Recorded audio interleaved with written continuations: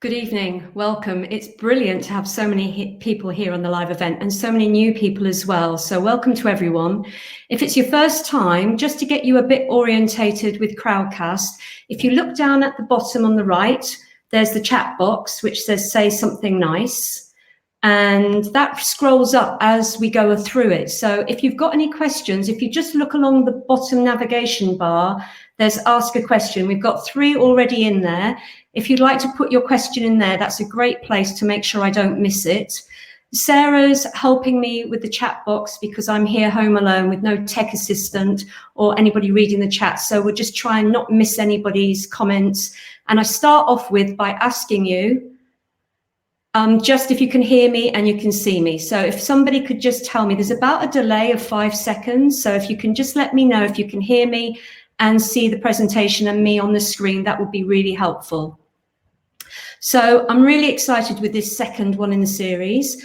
I did a business series last year and we did 3, and this is the second of 3. And if you really like it, we're going to do some more. So it really depends on the feedback. Brilliant. Thank you for all the feedback. I know you can hear me. That's great. So I'm just going to get the slide up. There we go. As I said, I'm home alone. I don't have much tech support, but if you just bear with me, we've got some great slides. I'm going to really have a good look at the Quadriceps femoris in the dog because it's totally different to the human one. So just having a look and thinking about what we're doing here. I'm doing this from a canine therapist perspective. There are going to be a few things that might be a bit controversial, or I may say something that maybe you're not aware of, and that's fine. But I'm going to base it on fact and clinical perspective and research, and hopefully we'll all learn something new. So please ask away in the questions if you want to. And I know I've got a question from the triceps presentation, so I'll be answering that as well. So if you've got something from the previous presentation, don't hesitate to ask as well. So I'm just going to pull up the first slide. Bear with me. There, I hope you can see the first slide because I do this blind, so I can see what I'm looking at, but I can't see what you're seeing. So the Quadriceps femoris, let's really crack on and deep dive into this muscle and understand some key facts. It is the fleshy foundation of the cranial half of the femur, of the thigh of the dog, and its innervation is the femoral nerve. It is the key functional muscle of the pelvic limb, and I'm going to explain why it is through the presentation. So only one muscle in the limb gets that status. And in the forelimb, the key functional muscle, without doubt, is triceps brachii, because it is the main anti-gravity muscle of the forelimb of the dog. And in the pelvic limb or the hind limb, it is the key anti-gravity muscle as well, because it's not superficial like in a human. It's a deep placed muscle. It's got 4 heads, and sometimes one of them is absent across the species, and so it's only got 3 heads. And when you look at the skeleton, I want you to think about what the 2 main reasons a dog has 4 limbs for, and that's to support it against gravity, and also to accelerate it forward in the sagittal plane. So the dog is designed to move forward in the sagittal plane, or move forwards in a straight line. It's the easiest thing for the dog. And you will have heard that loads of times from elderly dogs. Their owners are describing that they're not too bad in a straight line, but they find starting movement, turning movement really tricky.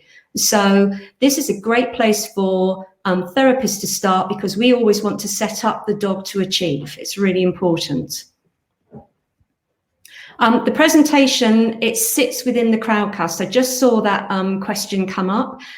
So you can't have a printout of the presentation, but what we do is, it depends what you're watching this on. So if you're on your mobile, my picture may be covering some of the writing. If you're on a laptop, you'll see a different view depending on the size of your screen. And so what we're going to do is we're going to put it onto our YouTube channel tomorrow, K9HS, so you can see it.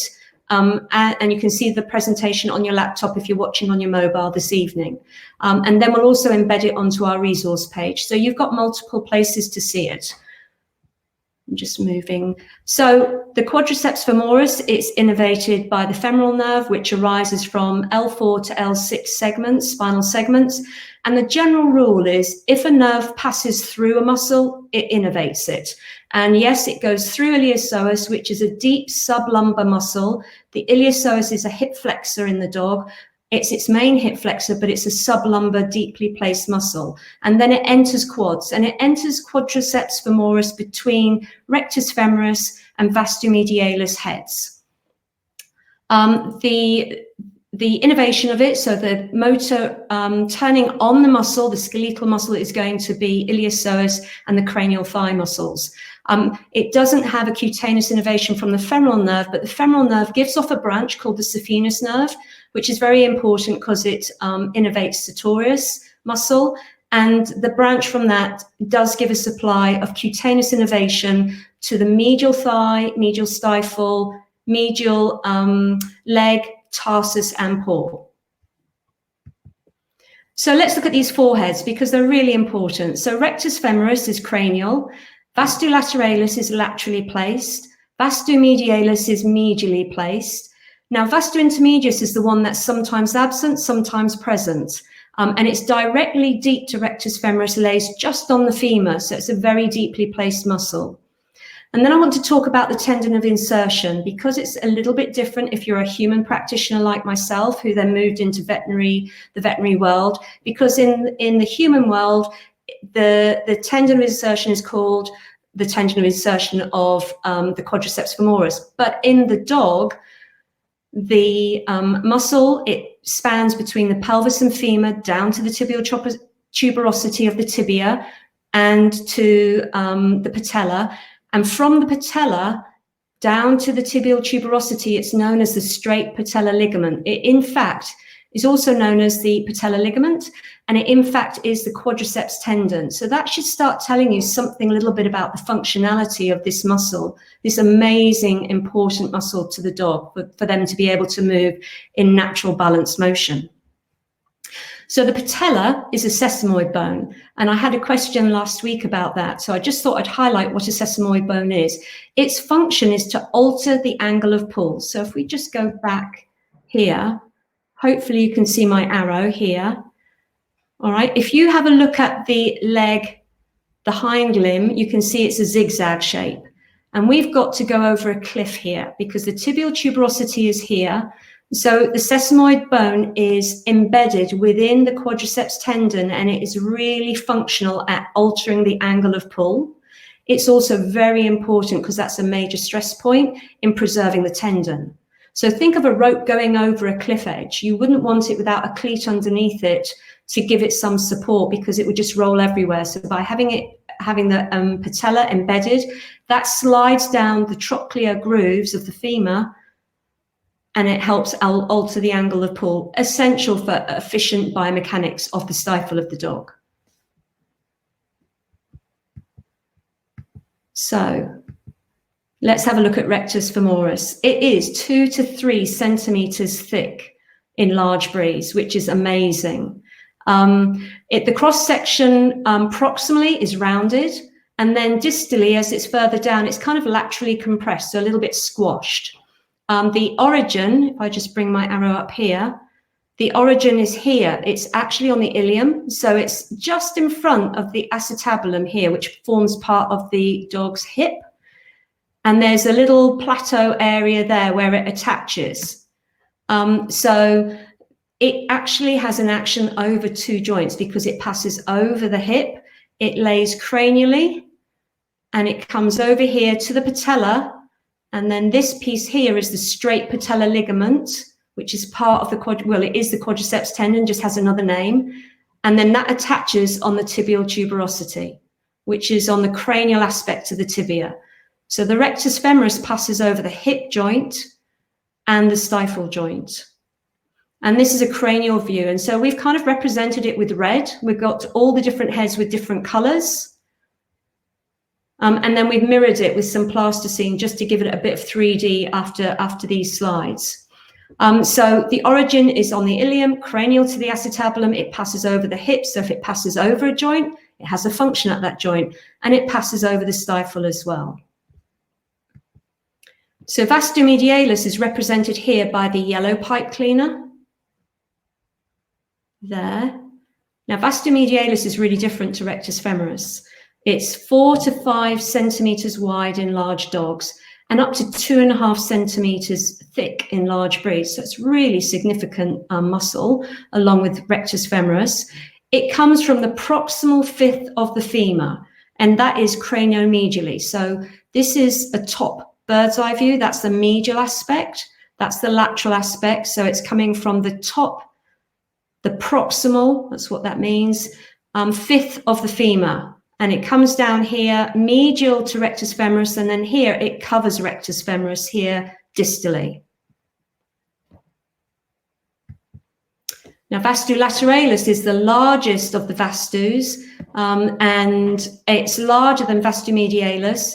And again, this comes, here you can see here, this comes from the craniolateral aspect of the proximal fifth of the femur, coming down here. So we're just building up that picture where we've got the Vastus Lateralis, Vastus Medialis on the medial aspect. You can just see it through there, and there's Rectus Femoris coming down there. So we've got 3 of the parts or bellies of the Quadriceps Femoris there. And Rectus Femoris there, you can see it actually arises with a really short, strong tendon from there as well. And this is where I need to talk about bursa. So bursa are synovial fluid sacs, and there is an inconsistent bursa that is deep to the origin of Rectus Femoris. Okay, we're just going to go to the next slide. So Vastus intermedius, this is the one that's sometimes present, sometimes absent. It's the smallest portion. It arises with Vastus Lateralis, so it's deep to it. It covers, so Vastus Lateralis covers it. It lays on the femur deep to Rectus Femoris, and then it goes medially.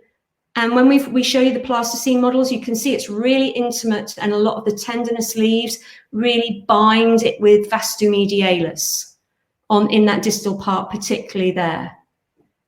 And so this one's sometimes absent. So sartorius muscle, now this is represented by these 2 black pipe cleaners here, just to show you that the quadriceps femoris in the dog is a deeply placed muscle. And what we do know is that deeply placed muscles or medially placed muscles are very concerned with stability, with stabilization predominantly, whereas superficial muscles, they're more to do with your prime movers and movement. So if you just put your hands now on your thighs, if you can, if you're sitting, you might be walking around, and just run your hands up and down the cranial aspect of your thigh. That's your quadriceps, literally just underneath the skin, not so in the dog. In the dog, the quadriceps is incredibly deep, and it is bound on all sides by muscles, and sartorius binds it cranially and medially. And the other muscle that we'll see in a moment is called tensor fasciae lata muscle, which is a big triangular muscle, and that binds it cranially and laterally. So it's a very deep placed muscle. You can't just palpate it under the skin. You're actually palpating the sartorius. The sartorius is 2 strap-like muscles, and the cranial aspect of the dog's thigh, when you palpate it, you are palpating sartorius. It fuses with tensor fasciae lata muscle, which we'll see in a moment, and lies cranial to the TFL muscle. When you view from the side, when you've got a lateral aspect of the dog, the cranial aspect of the thigh is sartorius, not quadriceps. That's deep, deep down inside. Okay, and sartorius has a really firm union with the tendons of Rectus Femoris, Vastus Medialis, just proximal to the patella. So tensor fasciae lata, this is a really important muscle for those of you that work with working dogs or athletic dogs, because it is the 2nd most common muscle to injure. This is a top clinical tip. So it's your 2nd most commonly injured muscle in the pelvic limb, in the hind limb, particularly in athletic dogs. And it's also the most misdiagnosed or missed muscle in the hind limb. And, you know, if you want some more information and we want to kind of explore muscles more deeply, you're going to have to just give me some feedback, because I can't fit in today how to do that, because these are kind of bite size on one particular muscle. So we're getting some other muscles just to get the perspective of where quadriceps femoris lies in the dog. So it covers rectus femoris cranially and laterally, and it fuses intimately with the patella portion of the rectus femoris tendon. So none of these are separate entities. There's the fascia, which binds everything together, and particularly TFL muscle and biceps femoris are firmly connected through the fascia lata. So now we come on here, and what we've done is we've got red representing the rectus femoris muscle, and the blue underneath is representing vastu intermedius. So the rectus femoris muscle, as I said, there's a bursa, it's inconsistent, but lots of dogs have it, just deep to its attachment, its origin here on the ilium, just cranial to the acetabulum.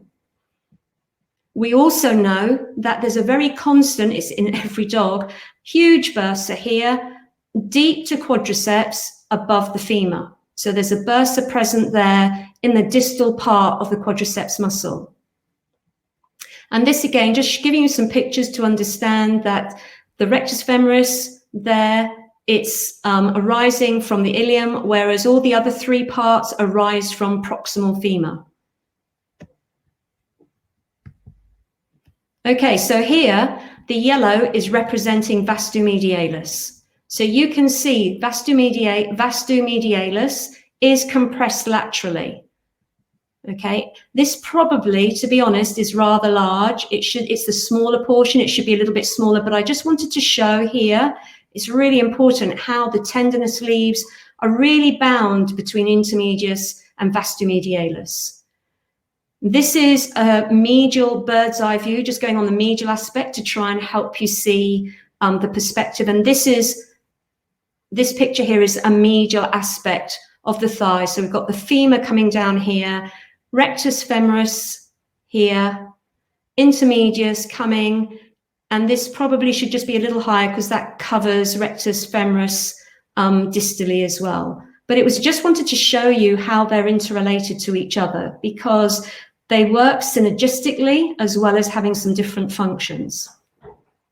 So just going to have a little look now. The largest is Vastus Lateralis. It's larger than Vastu medialis. I've got some really interesting facts to talk about. With EMG studies, Vastu Lateralis, we see has a burst of activity, and it's when the stifle is extending in the stance phase. So this is what really interests me when I'm talking about the muscles to people, and I'm saying, so the function of quadriceps, and they say it extends the stifle, but you've got to think, when does it extend the stifle? There's quite a lot of information about protraction of the limb, which is the forward movement or the forward swing of the limb, and about flexor patterns. Well, flexor patterns are what dogs use when they want to offload a limb and they're lame. Okay, extensor patterns are what we want. So we want anti-gravity muscles to support the dog up against gravity. But the most important thing is protraction is all about getting ready for retraction. Retraction is the swing of the limb backwards. And the bit that really counts when this muscle here, Vastus Lateralis, is working is early stance to mid stance. When you get from mid stance to push off, that's where the stifle is going to extend. And that is the power sweep of movement. Retraction is where canine therapists work really hard to be in mid-stance to push off, because that's where the power sweep is. And that's a retraction phase, not a protraction phase. Protraction is just all about getting ready for the retraction phase. So just trying to get that fact kind of home, I think is really important because of the pressure, a lot of things on social media that can kind of get a bit confusing at times. So let's stick to the facts. So this is where you've got to imagine an American hot dog.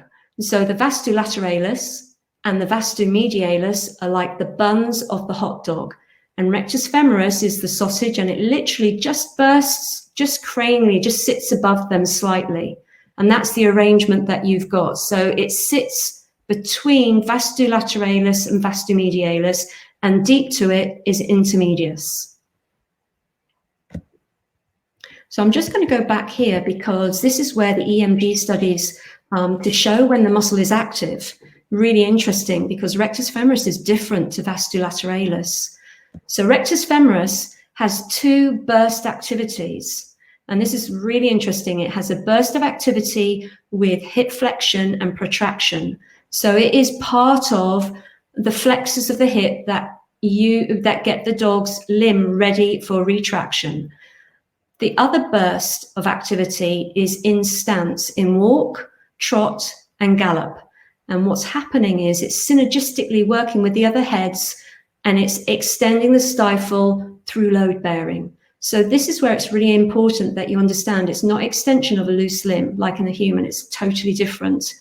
So just having a look at that. And then the other really useful fact for you to have is that if I go back to maybe this one, Vastus Lateralis, Vas Medialis, and Rectus Femoris, they have about 40% of type 1 slow twitch fibers, whereas intermedius, which is laying there, I'll just go back a couple of slides so you can see intermedius has 88% slow twitch type 1 muscle fibers. So again, it's combining all this information to really be able to understand the function. So here, what I've done, I'm just pulling back Vastus Lateralis just to show that intermedius, the attachment is literally just underneath it there. So I think we've got a question that I'd like to just pop to. So the questions you can, I'm just going to ask a question along there. So you can vote for them. And that upvotes them. But I have had a question that was sent to me during the week that I saw, which I think is really important. So I'm going to timestamp them. So if you want to come back and just see the answer of it, you can just come back to this part of the crowdcast. So it's from the triceps brachii that we talked about the last session.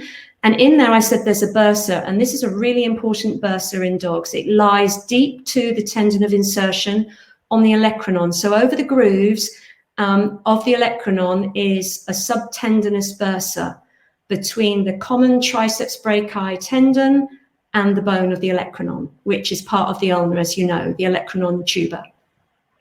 And the question was, sorry, just had to have a little look down here.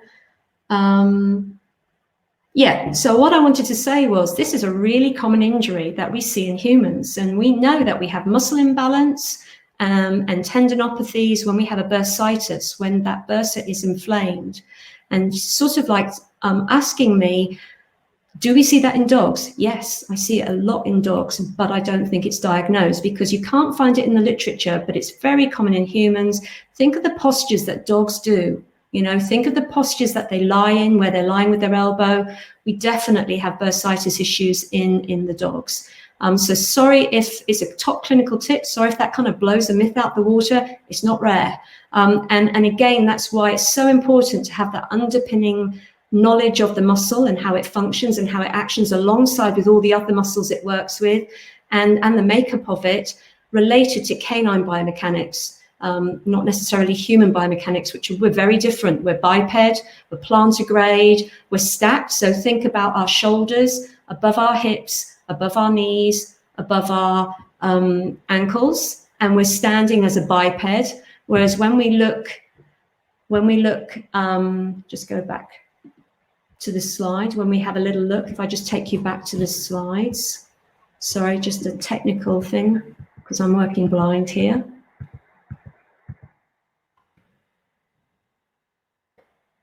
Go back to this slide. If you can see through the species, it's a breed thing. The hip is at 110 degrees and the stifle sits at 135 degrees in natural balanced stance in the dog. That's their starting point, whereas we're stacked like blocks, one on top of the other. Okay, so the hip is at 110 degrees and the stifle across the breed is around 135 degrees. So we need some very important anti-gravity muscles to hold that stifle patent and open and support it up against gravity. And that's exactly what the quadriceps femoris muscle is, because it's deeply placed. It's telling us from all this information its key actions. So again, just going through the slides. So that's rectus femoris. We also have a little bursa. if I just get this one, we also have a little bursa that's not consistent, but a little bursa that sits underneath the Vastus Lateralis and Vas Medialis, where they attach as that conjoined tendon. And a very important thing is that the patella ligament, the patella capsule joint, so the patella joint capsule, got my words mixed up there, has a real outpocketing. So it has a real huge amount of synovial fluid in the synovial membrane sitting underneath the tendon, the quadriceps tendon there between the femur. And that's really important clinically for us because we can easily see if there's an effusion, a joint effusion there.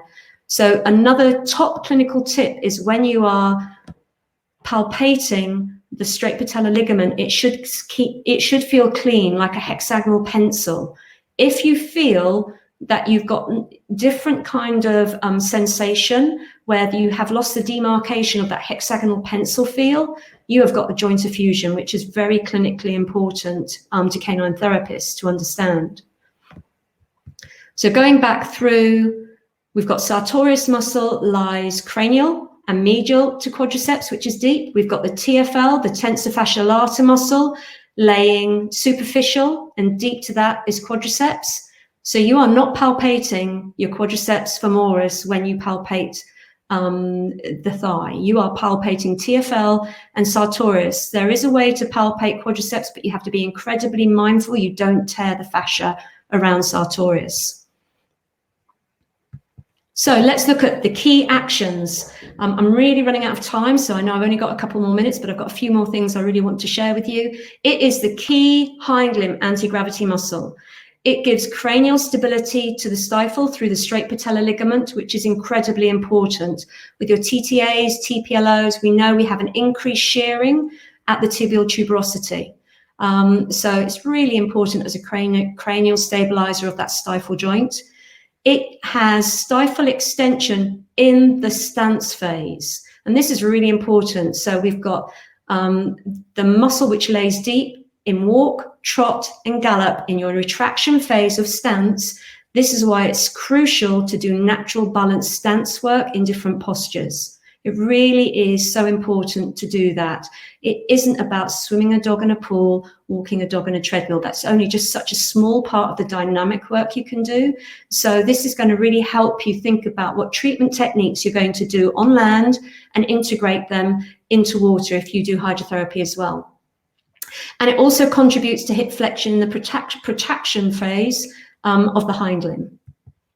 So this is just a picture to show you it's definitely deep. So quadriceps underneath there is deep to TFL, which has a huge binding with biceps femoris here, the hamstring, through the fascia lata. And the fascia lata, that's the tensor fascia lata muscle. The fascia lata is the lateral femoral fascia. Okay, and with the medial femoral fascia, the lateral femoral fascia is much thicker. It makes a cylinder of fascia all around the thigh. And that's why our myofascial release techniques are so important, because we've got so many muscles that we can impact with some really carefully applied techniques to this area in water and on land. So how are we going to palpate it? Top clinical tip here, you've got to use therapeutic touch. Gross handling, it's really not appropriate. So we're going to be thinking of using therapeutic touch. On here, that's the skin and the superficial fascia, the flap of skin and superficial fascia with the abdominal muscles deep to that. My thumb there is on the sartorius.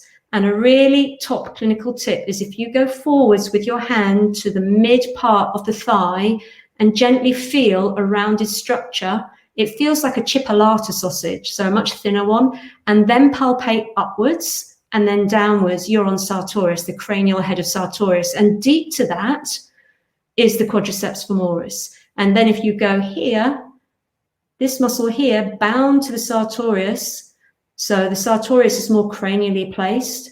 It's lateral here. That's the tensor fascia lata muscle. So you are not, and again, on the medial aspect, you are not palpating quadriceps femoris, because on the medial aspect, the medial head or the caudal head of sartorius covers it as well. So you want to build a professional bond with the dog, and you want to be mindful of your palpation techniques so you don't inadvertently rip the fascia around these wonderful muscles. And you want to respond by watching the dog's continual language with us, with body posturing and feedback signals. So it's a two-way communication. I know I'm running late, so we've got to questions. We've got a couple more questions here. Right, so great question, Bernadette. Thank you for that. So Bernadette says, in a non-ambulant dog that swims well, what techniques can we use to encourage extension rather than flexion in order to achieve a stand? So we've got a non-ambulant dog. Definitely we want to do static work to activate the quadriceps, proprioceptively enriched techniques using therapeutic handling and natural balance stance. We're going to use our key points of control. We can use alignment techniques. We can use some block techniques and our key points of control to engage that extension, because we're working critically in mid stance to push off. So we've got some amazing techniques with compression techniques that we can work statically and slightly dynamically, where we do some step work. Fabulous on the underwater pods in the pool or in an underwater treadmill, but with your water high. So static work with the water high, but don't walk the dog in deep water, in high water. And I'll explain that another time, because we know from the research that's not helpful for the dog. It needs to be with the level of the water low down to start off with. Otherwise, you're going to alter the biomechanics of how the dog powers and moves in an efficient manner. So I hope that helps, but I hope that gives you a few ideas, Bernadette, and you're welcome to PM me if you want to, and we can go through that with a bit more depth. And I think there's one more. Oh, Melissa, right, we've got that. So I'm just going to Jessica. So Jessica, could you talk a little about quadriceps tie down contracture? This is really serious because this is such an important key muscle to pelvic limb function in the dog, that if you get a quadriceps contracture, the prognosis is very poor. We see it very often in 3 to 6 month old puppies. Maybe they've had a distal fracture and and we've got issues with it healing. And it's where the intermedius muscle gets bound down with really strong adhesions that bind it down, and it tends to go into an extension pattern and gets fixed. And this is, again, probably going to be a little bit controversial. But if you read some text, they will suggest that you do NMES, which is, I'll just put this in here, which is neuromuscular muscle electrical stimulation. And I would never opt to do it, because I was so lucky that one of my most inspirational lecturers when I trained to be a human physio, Di Farraga, and she was really inspirational and helped me clinically massively in the 70s. She's been awarded an OBE for her outstanding work with nerve injuries and Bell's palsy. And yeah, she was awarded the OBE. She was my clinical guru when I was training as a human practitioner. She brought muscle stimulators to veterinary practice. In the early 1990s, she brought it down. And that key seminal lecture triggered off this huge use of muscle stimulators in animals. However, it's really, really, really vital to understand this about NMES. It recruits in the opposite direction. This is a top clinical tip, so please write this down. It recruits in the opposite direction that muscles normally work. So it recruits the superficial muscles to go deep. It doesn't recruit the deep muscles. It recruits the superficial muscles. And if you're going to place pads on the thigh, you're placing them on TFL and sartorius, you are not activating quadriceps femoris. And what's more important, the other key point that she made and has made in all her papers that she's had published, it's so important if you use muscle stimulators to have a strong bed of stability. And so if we've got a problem with the quadriceps and we're getting adhesions and we're getting muscle atrophy, to use NMES does not make clinical sense to me at all. And then the added side of that is that when I was a lecturer at the Royal Veterinary College, a number of postgraduate students were doing their thesis on neuromuscular electrical stimulation, and they were adhering it to themselves not for long periods, but for longer than you would on a dog, definitely. They were really, really ill. One had to go to hospital, they had headaches. It had a huge impact on human tissue. And when I was offering at Canine Hydro Services, it grew up originally as a satellite training centre for the Royal Veterinary College Masters Programme. That's where they would come and do their training. One of my greyhounds, my dear greyhounds, I allowed someone to do literally 16 muscle contractions with an MES. And my dog was really out of sorts and off her legs for 4 days. 16 contractions, set up parameters. And it's really important you know how to use the parameters, because people buy electrotherapy equipment, push it on the dog, and with good intention, and may not realize how much damage they could do. You've got to put enough information at cellular level to make a difference, not too much, because otherwise you'll damage tissue. So I would never use this for a quadriceps contraction, and we know from the research, the way to go is proprioceptively enriched exercises, recruiting quadriceps in stance, in that natural balance stance, different postures. We can use loads of techniques underwater, integrated to land-based movement, linked to a whole range of manual therapies like massage, stretching, muscle mobilization techniques that maybe some of you are using. So I hope that helps a little bit, Jessica. But the prognosis is really poor. It really depends how long it's been going for and the circumstances of the dog as well. So I've got time for one more. I'm just running over. I'm really conscious of that. Am I right in thinking you can't palpate the quads laterally, but can you palpate any medially? No. You palpate it at its tendon. Thank you, Jessica, for that. You palpate it at its straight patellar ligament. That's where you can palpate it. It's completely encased cranially, laterally, and medially by other muscles. So it is not palpable, but you can go, if you've got very sophisticated palpation skills, you can go around sartorius and embed your fingertips, your fingernails very gently on rectus femoris, but you've got to be very careful you don't tear the fascia. I hope that helps. And I think my last question from Kat, don't want to leave you out, Kat, so I'm just going to run over a little bit, so do excuse me, running a bit late here. So your German pointer is about to have a TPLO. Can you advise great exercise, hot tips or tricks? There's no tricks. Therapeutic canine hydrotherapy techniques, therapeutic canine physiotherapy, land-based techniques and aquatic techniques together, proprioceptively enriched techniques that are engaging that muscle in a balanced stance and actively getting the dog to work with you by working with therapeutic touch and touch work. So they work with you and you're not administering them on you in the pool or treadmill, and integrating it to land in very functional positions and postures. So this is going to be really the big one to throw out there. I haven't put a dog on a balance board or a balance cushion for over 12 years, and I wouldn't, because I can get much better results in water, on the underwater pods, in functional positions where all four paws are on the ground and engaging the specific muscles and sequences of muscles. So I hope that helps, Kat. So just coming back, thank you very much for your questions. I hope you've enjoyed it. I really depend on your feedback. So if you found that useful, let me know in the chat box.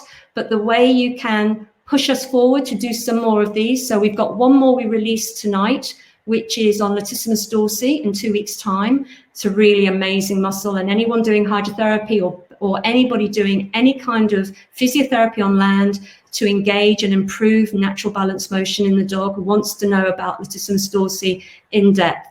And so the way you can help us know if you're interested in us doing more of these bite-sized canine anatomies, please go to the YouTube channel that we've just opened. And I think I've done that. So I should have the call to action there, which is going to take you to our website. But our YouTube channel is K9HS. If you go on there and subscribe, because we're embedding all these, thank you, Bernadette. We're embedding all these on YouTube. And so if you didn't see it properly on your mobile, you can see it on your laptop or see it that way, which might be really useful for you. And we're also embedding them on our resource page. If you click subscribe on our YouTube channel, and you can also press the bell, that's going to indicate to us you want more of these. So we've got a series of 3. We've done triceps brachii, we've done quadriceps femoris. I'm really excited to share so many amazing facts about latissimus dorsi with you. It's absolutely the most awesome muscle to know about if you do any kind of hydrotherapy as well. And, you know, by subscribing, we'll get a clear marker that you want more of these, because I'm really happy to keep going and offering these free events. Thank you for your questions.